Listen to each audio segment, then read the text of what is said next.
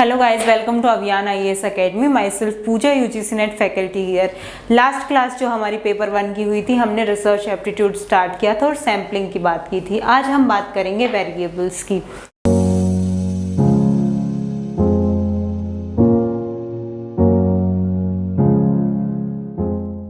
जो हमारे वेरिएबल्स होते हैं, they are the concept which can take on different quantitative values.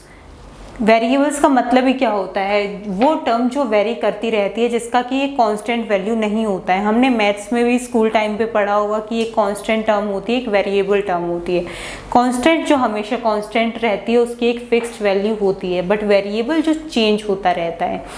तो वेरिएबल हमारी वो टर्म होती है जिसकी अलग अलग क्वांटिटेटिव वैल्यूज होती हैं।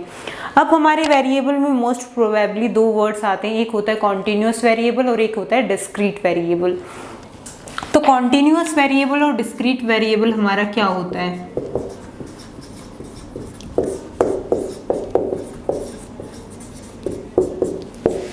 कुछ नहीं होता है, सिंपल जो ऐसा डिजिट जो हम डेसिमल की फॉर्म में लिख सकते हैं वो आता है हमारा कॉन्टिन्यूअस फॉर्म में, और ऐसा टर्म जो हम डेसिमल की फॉर्म में नहीं लिख सकते हैं, सिर्फ एक इंटीजर की तरह लिख सकते हैं, वो आता है आपका डिस्क्रीट वेरिएबल में। फॉर एग्जांपल, अगर आप लिखते हो 1.2, 1.3, 1.5 और समथिंग ऐसा कुछ, वो आता है आपका कॉन्टिन्यूअस में।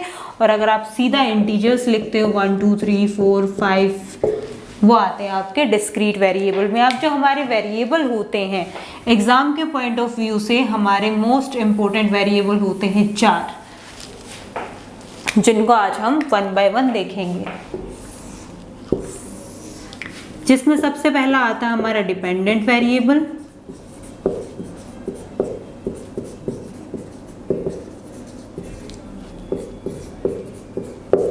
डिपेंडेंट वेरिएबल हमारा क्या होता है? डिपेंडेंट मतलब जो डिपेंड करता है किसी दूसरे वेरिएबल पे।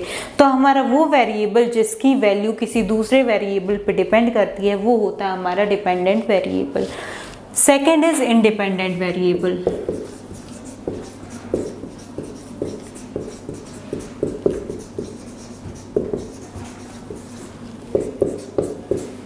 That is IV। इंडिपेंडेंट मतलब वो वेरिएबल जिसकी वैल्यू किसी भी दूसरे वेरिएबल पे डिपेंड नहीं करती है, वो हर एक से इंडिपेंडेंट होता है, that is independent variable. Dependent और इंडिपेंडेंट का एग्जांपल लेके समझते हैं। तो जैसे हमारी एक क्लास है, उसमें कुछ बच्चे हैं, एक टीचर है। जो टीचर होता है वो हमारा इंडिपेंडेंट वेरिएबल होता है, और जो बच्चे होते हैं वो हमारा डिपेंडेंट वेरिएबल होता है, क्योंकि बच्चे डिपेंड करते हैं कंटेंट के लिए या जो पढ़ाएंगे उस पे टीचर के लिए, बट टीचर जो है वो हमारा इंडिपेंडेंट वेरिएबल है। अगर बच्चों को कुछ समझ नहीं आएगा तो टीचर जो है उसको चेंज किया जाएगा, पर ये नहीं होगा कि अगर टीचर का समझ नहीं आ रहा तो बच्चों को चेंज कर दिया जाएगा। बच्चे आपके फिक्स रहेंगे। ये हो गए आपके दो वेरिएबल। अगर हम कॉमन लाइफ की एग्जांपल लेते हैं, तो जैसे हमारी हाइट है, वो एज के साथ हमारी चेंज होती रहती है, तो हम बोल सकते हैं हाइट हमारी जो है डिपेंडेंट वेरिएबल होती है, वो डिपेंड करती है हमारी एज पे। नेक्स्ट आता है आपका एक्सट्रेनियस वेरिएबल।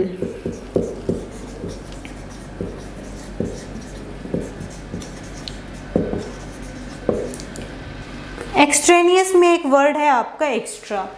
वही इसका मीनिंग होता है कि जो भी हमारी स्टडी हो रही है, जो भी हमारी रिसर्च हो रही है, उसमें कोई भी एक्स्ट्रा वेरिएबल आता है जिसका हमारी स्टडी में एज सच कोई रोल नहीं होता है।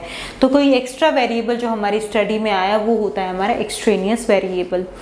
एक होता है हमारा कंपाउंडिंग वेरिएबल।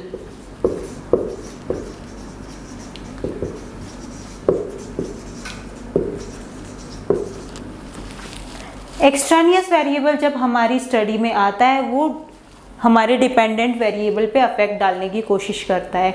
अगर वो डिपेंडेंट वेरिएबल को अफेक्ट कर देता है तो वो कन्वर्ट हो जाता है कंपाउंडिंग वेरिएबल में।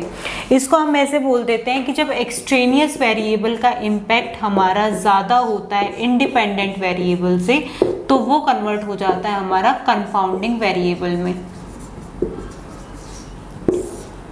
बट अगर हमारे एक्सट्रेनियस वेरिएबल का इम्पैक्ट इंडिपेंडेंट वेरिएबल से कम रहता है और वो डिपेंडेंट वेरिएबल पे कोई इफेक्ट नहीं डाल पाता है अपना, तो वो एज सच एक्सट्रेनियस वेरिएबल ही रहता है। अब इसको अगर हम एक एग्जांपल से समझें, हम अपने सिलेबस का एग्जाम्पल ले लेते हैं। आप में से कई बच्चे होंगे जिन्होंने सोचा होगा कि मेरे को यूजीसी नेट या जीआरएफ के लिए प्रिपरेशन करनी है तो हमें उसके लिए कोचिंग लेनी है। अब आपने सोच लिया आपको कोचिंग लेनी है, आप हो उस टाइम पे डिपेंडेंट वेरिएबल जिन्होंने सोचा है कि आपको कोचिंग लेनी है। फिर इंडिपेंडेंट वेरिएबल आती है आपकी वो कोचिंग एकेडमी, जिससे आपकी बात हुई है कि आप हमारे यहाँ पे आके कोचिंग ले लीजिए, आप इस दिन से कोचिंग स्टार्ट कर दीजिए। डिपेंडेंट वेरिएबल इंडिपेंडेंट वेरिएबल में बात हो चुकी है, इंडिपेंडेंट वेरिएबल ने बोल दिया है डिपेंडेंट वेरिएबल को कि आप आके हमारे यहाँ पे कोचिंग ले लीजिए। एक्सट्रेनियस वेरिएबल, अब कुछ आपके दोस्त होंगे, कुछ रिश्तेदार होंगे जो मे बी आपको बोले कि कुछ फ़ायदा नहीं है, मत लो, मत करो एग्ज़ाम, तुमसे नहीं होगा, एज अ डीमोटिवेटिंग फैक्टर भी आप ले सकते हो। वो आके आपको बोलेंगे कि मत लो, कुछ नहीं होगा, तुमसे नहीं होगा, एग्ज़ाम हो ही नहीं पाएगा। उस टाइम पे वो जो डिपेंडेंट वेरिएबल को मैनिपुलेट करने की कोशिश कर रहे हैं, जिनका कोई रोल भी नहीं था, उनको ना उनकी पढ़ाई से लेना देना था, ना उनको उस इंस्टीट्यूट से कुछ लेना देना था, उनको आके बस बीच में कुछ बोल देना था, वो हमारा एक्सट्रेनियस वेरिएबल है, उन्होंने आके बोल दिया। अब डिपेंडेंट वेरिएबल अगर इस चीज़ से मैनिपुलेट हो जाता है, उसने अगर इनकी बात मान के कोचिंग नहीं ली तो वो कन्वर्ट हो जाता है एक्सट्रेनियस वेरिएबल उस टाइम पे कंफाउंडिंग वेरिएबल में।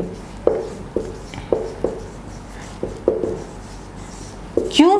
क्योंकि इंडिपेंडेंट वेरिएबल ने इनको कन्विंस किया कि आप कोचिंग ले लो, आपके लिए अच्छा रहेगा, बट एक्सट्रेनियस वेरिएबल ने आके अपना इम्पैक्ट इंडिपेंडेंट वेरिएबल से ज़्यादा कर दिया, और जो हमारा डिपेंडेंट वेरिएबल था, यानी कि जो स्टूडेंट था जिसको कोचिंग लेनी थी, वो इनकी बात सुन के डीमोटिवेट होके कि मेरे से तो एग्ज़ाम होना नहीं है, क्या करूँगा मैं कोचिंग लेके, या क्या करूँगी मैं कोचिंग लेके, और उसने अपना प्लान कोचिंग लेने का स्किप कर दिया। तो इसका इम्पैक्ट हो गया इंडिपेंडेंट वेरिएबल से ज़्यादा। इस टाइम पे इसको कहा जाएगा कंफाउंडिंग वेरिएबल।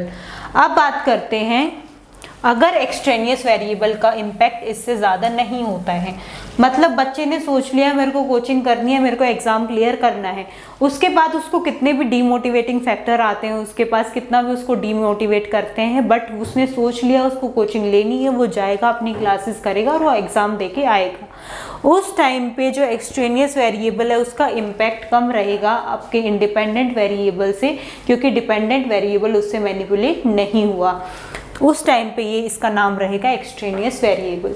तो सिंपल सा यही लॉजिक होता है जो समझ नहीं आता है बच्चों को कि एक्सट्रेनियस वेरिएबल कौन सा होता है और कंफाउंडिंग वेरिएबल कौन सा होता है। सीधा सिंपल है, आपकी स्टडी से कोई लेना देना नहीं है, बाहर का कोई वेरिएबल आया है, उसको बोल दिया एक्सट्रेनियस वेरिएबल। जब उसका इम्पैक्ट इंडिपेंडेंट वेरिएबल से ज़्यादा हो गया, वो कन्वर्ट हो गया कंफाउंडिंग वेरिएबल में। अदरवाइज वो जैसे आया था, अपना काम वाम जो उसने किया वो हुआ नहीं, वो वापस चला गया, वो रहेगा आपका एक्सट्रेनियस वेरिएबल। तो ये आपके मोस्ट इंपॉर्टेंट वेरिएबल होते हैं जो आपके एग्जाम में पूरी स्टेटमेंट के फॉर्म में भी आ सकते हैं, डायरेक्ट क्वेश्चन भी आ सकता है। तो इनको आप ध्यान से पढ़िएगा, और इनसे रिलेटेड आपको प्रीवियस ईयर में जितने भी क्वेश्चंस आए हैं उनको ध्यान से पढ़िएगा, और उनसे रिलेटेड भी आपको कुछ भी पूछना होता है आप कमेंट सेक्शन में डाल दीजिएगा, फोटो डाल दीजिएगा, या जैसे भी आपको क्वेश्चन पूछना हो पूछ लीजिएगा। नेक्स्ट जो हमारा रिसर्च एप्टीट्यूड का टॉपिक होगा वो हम अपनी नेक्स्ट क्लास में कवर करेंगे। तब तक आप इस वीडियो को देख लीजिएगा, पिछली जो वीडियो है हमारे रिसर्च एप्टीट्यूड की उसको भी देख लीजिएगा। Okay guys, thank you.